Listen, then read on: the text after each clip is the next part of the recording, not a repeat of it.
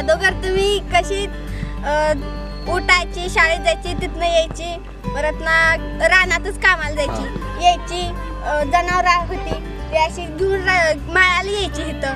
त्या टायमिंगला अशीच जनावरांच्या पाठीमागं पळत पळत माझी प्रॅक्टिस झाली. तेवढ्यात मला समजलं हे ग्राउंड उपलब्ध झाले आपल्याला.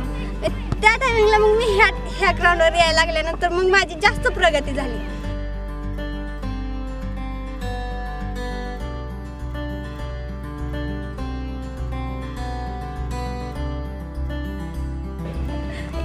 आणि आता शाळेत गेली तरी आमचे प्रिन्सिपल सगळे शिक्षक मला अभिमानाने पुढे घेतात.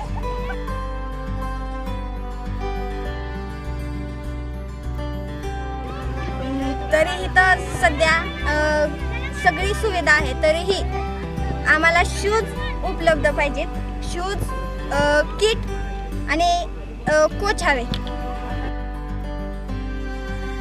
मला असं वाटतं सर्वात मोठ्या ज्या मॅरेथॉन आहेत त्यामध्ये मी सहभागी व्हावं आणि जशी ललिता बाबर आता ऑलिम्पिकला गेली तसं मलाही ऑलिम्पिकला जावं असं वाटते.